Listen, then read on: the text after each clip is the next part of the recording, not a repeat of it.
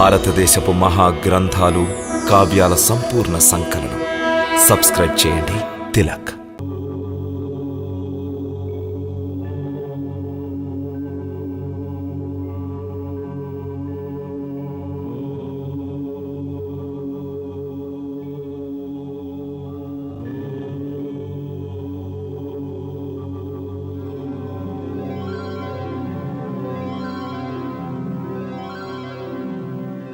హే దేవాదిదేవ, నేడు శివరాత్రి. మా మనసు తమ దర్శనం కొరకు ఉవ్విళ్ళూరుతోంది. కృపతో నాకు తమ దర్శన భాగ్యం కలిగించండి.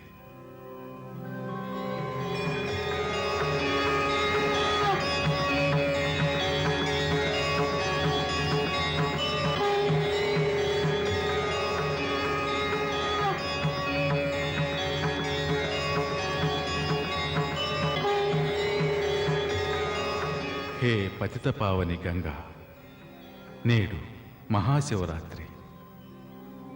మేము ద్వారకకు దూరంగా ఉన్నాం, యుద్ధ దీక్షలో ఉన్నాం. నేడు శంకర భగవానుల యొక్క ఆరాధనా రాత్రి. వారికి పూజలు చెయ్యాలి.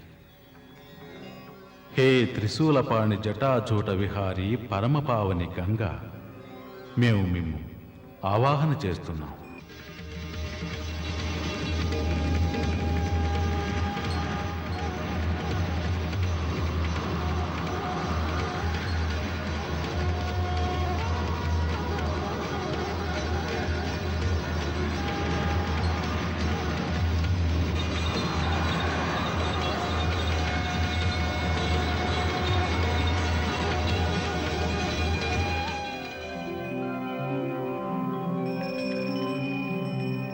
వాసుదేవ, మేము ప్రసన్నులమైనాము. తమరు ఈ స్తోత్రంతో మమ్ము ఆవాహన చేసుకున్నారు.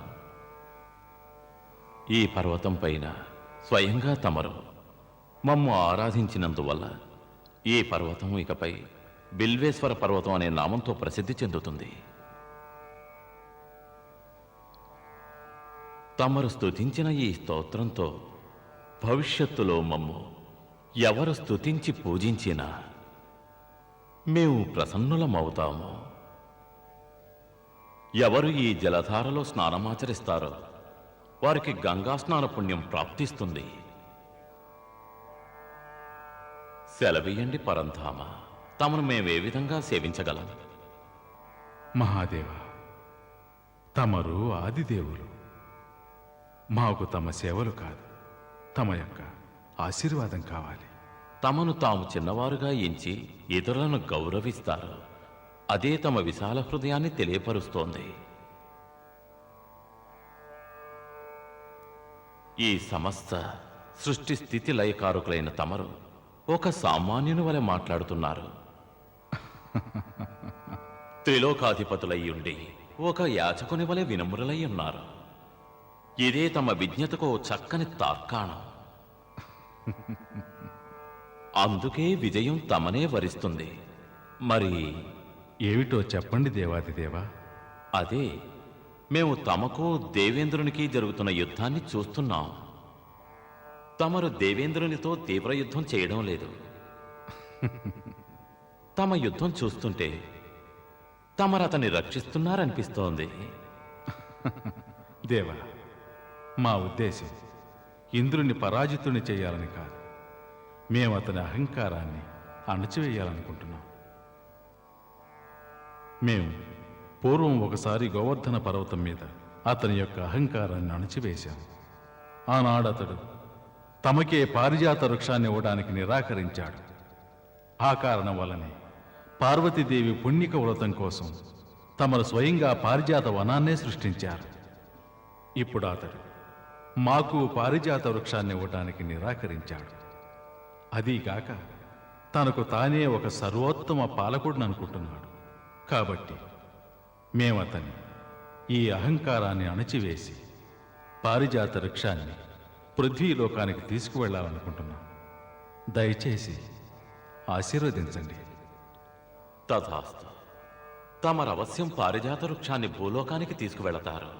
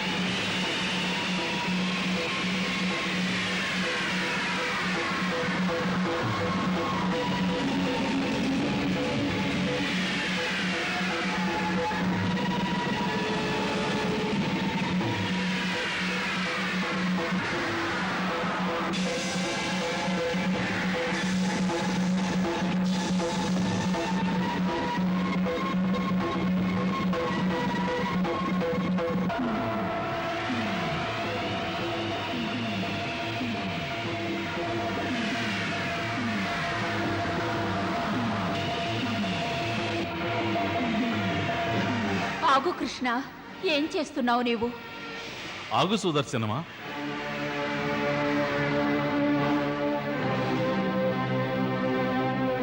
ప్రణామం దేవమాత.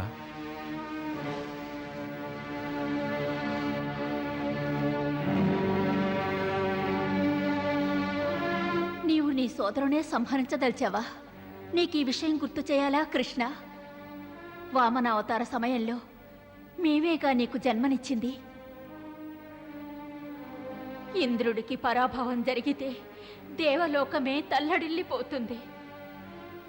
కృష్ణ, ఈ యుద్ధాన్ని చాలించు. ఆజ్ఞ దేవమాత.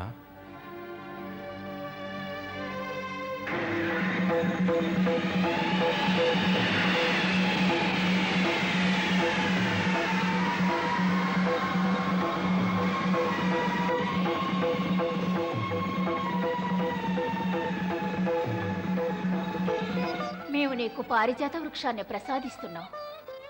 మరి దీనికో నిబంధన ఉంది. దేవి సత్యభామ యొక్క పుణ్యక వ్రతం పూర్తి కాగానే అది మళ్ళీ దేవలోకం చేరుకోవాలి. తమ ఆజ్ఞ శిరోధారిం దేవమాత. మమ్ము క్షమించండి ద్వారకాధీశ, క్షమించండి, క్షమించండి స్వామి. ఇదిగో దేవరాజా, నీ వజ్రాయుధాన్ని తిరిగి నీకే ఇస్తున్నాను.